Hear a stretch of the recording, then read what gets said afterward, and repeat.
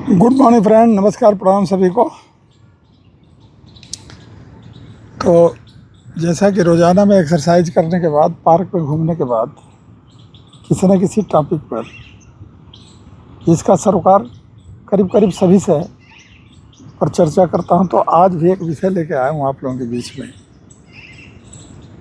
जीवन में जीवन साथी का महत्व है। अब आप सोच रहे होंगे कि भाई ये तो क्या सब्जेक्ट है, ये तो सबको पता है जीवन में जीवन साथी का क्या महत्व है। नहीं, ये सबको पता नहीं है, मेरा मानना है।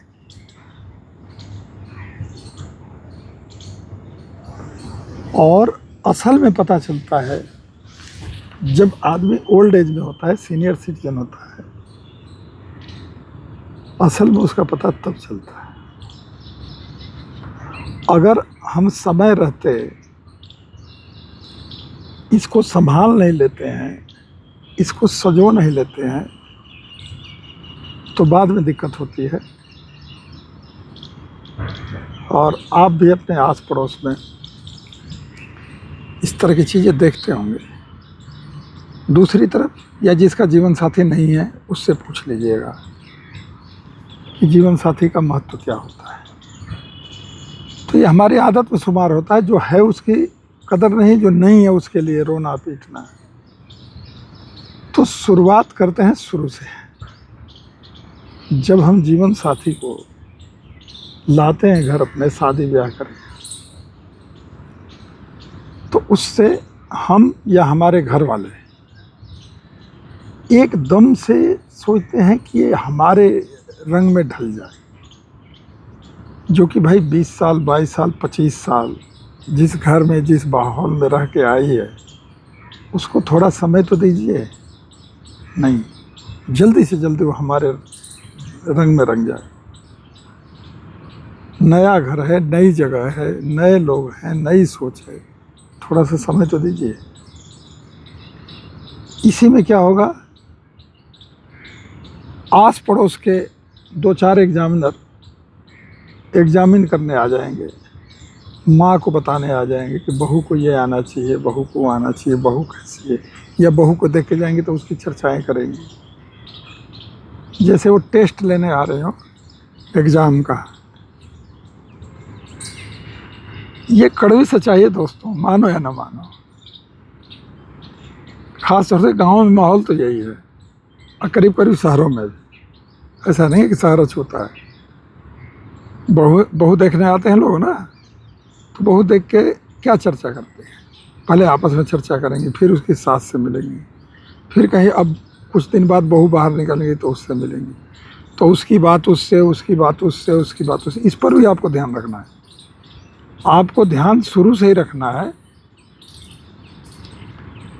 पुरुष मित्रों से कह रहा हूँ और उन बहनों से भी कह रहा हूँ कि आस पड़ोस के लोग मज़े लेते हैं, उनकी बातों में नहीं आना चाहिए। ठीक है ना। जिनके घर में कोई दिक्कत परेशानी है, दूसरे को सुखी कई लोग देखना नहीं चाहते। सभी की तो नहीं बात कर रहा, मैं कई लोग देखना नहीं चाहते, दूसरे घर में आग लगाना चाहते। इससे भी बचना है। तो एक तो ये बात हो गई। दूसरा जो है, जो पुरुष मित्र हैं जिनकी हाल ही में शादी हुई है या कुछ दिन हो गया, वो कभी किसी का कंपैरिजन नहीं करना है। माँ माँ की जगह है, बहन बहन की जगह है, भाई भाई की जगह है, पापा पापा की जगह है, पत्नी पत्नी की जगह है। तो पत्नी किसी, आपकी पत्नी किसी और की जगह नहीं ढूंढ रही है। उस बेचारी को तो उसी की जगह नहीं मिल पा रही है, वो दूसरे की जगह कहाँ से लेगी। शुरू में इस बात को आप कमेंट में बताइएगा अगर मेरी बात गलत हो तो, कि शुरू में कोई भी लड़की जब आती है शादी करके, तो उस नए घर में पहले अपनी जगह तलाशती है कि मैं कहाँ पर हूँ, वो भी तलाशती है। उससे आप प्यार दुलार काम आप ढूंढ रहे हो, तो वो भी तो इंसान है, उसे भी तो चाहिए। तो आपको कहने का मतलब यह है कि अपने जीवन साथी का साथ शुरू से ही रखना है। जीवन भर रखना है, आखिर तक रखना है, नहीं तो लास्ट में जाके पछताने का कोई फायदा नहीं है ना। तो फिर वही कहावत हो जाएगी जो गांव देहात में कहते हैं, या एक मुहावरा भी है, हम लोग पढ़े भी हैं कि अब पछताए होत का जब चिड़िया चुग। इसका मतलब ये नहीं है कि हम पत्नी के लिए माँ से बिगाड़ लें, बाप से बिगाड़ लें। भाई सबको अपनी अपनी जगह, सबका रिस्पेक्ट, सबका आदर, हर आदमी का रिस्पेक्ट है, ठीक है। तो ये जो है कि छोटी छोटी बातें, जो उस तरह के लोग हैं घर में आग लगाने वाले, उनसे बचना और बैलेंस लाइफ, सबको सबका सम्मान देना, कभी कंपेयर नहीं करना, ठीक है। ये तो है पुरुष मित्र का काम। और जो नया नया सदस्य बना है घर का, शादी ब्याह करके आया है, उसको भी चाहिए कि वो जल्दी से जल्दी इस परिवार के माहौल में ढल जाए, इसको पूरी तरह अपना ले। क्योंकि ये तो पहले के ज़माने में, चलिए हम लोगों के टाइम में कम उम्र में शादी हो जाती थी, समझ नहीं होता था। अब तो परिपक्व हो जाते हैं, और ज़्यादातर लड़के लड़कियां नौकरी वोकरी करने के बाद, पढ़ाई पूरी करने के बाद 20 साल 22 साल 25 साल में, कई 28 साल में भी शादियाँ कर रहे हैं।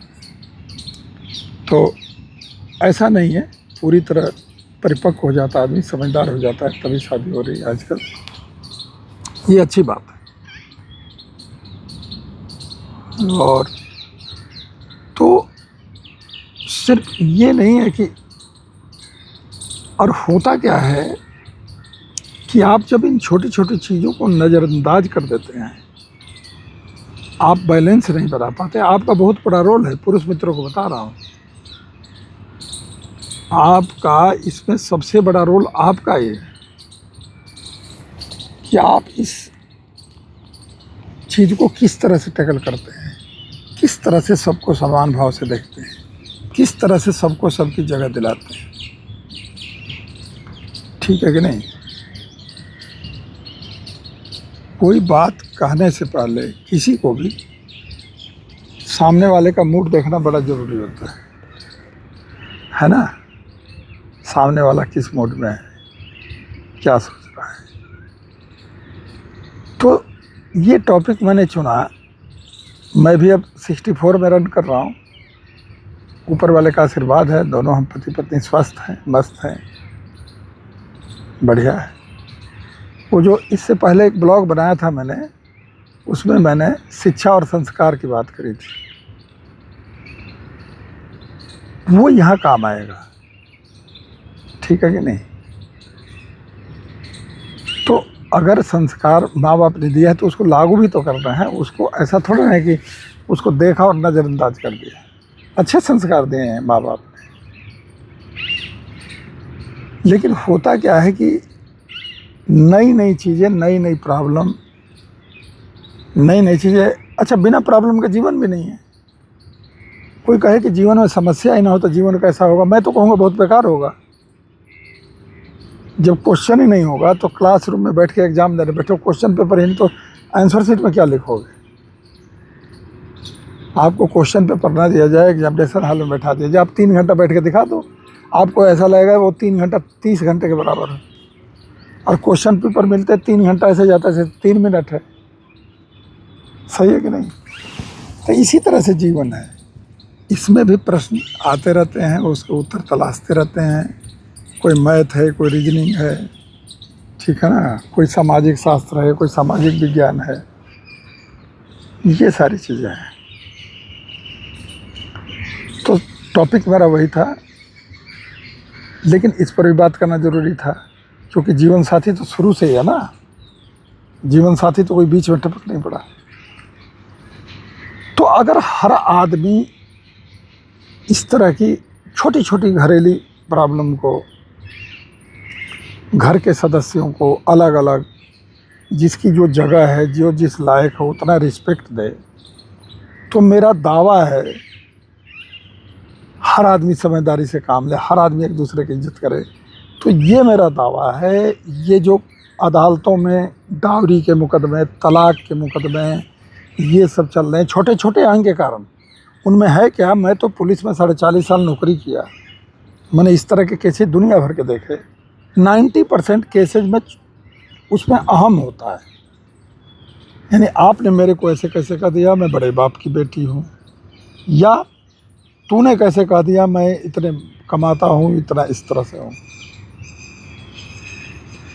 कभी लंच बनाने में हल्का सा टाइम लग गया, वो घर से थोड़ा सा लेट आए, उसमें पूछताछ।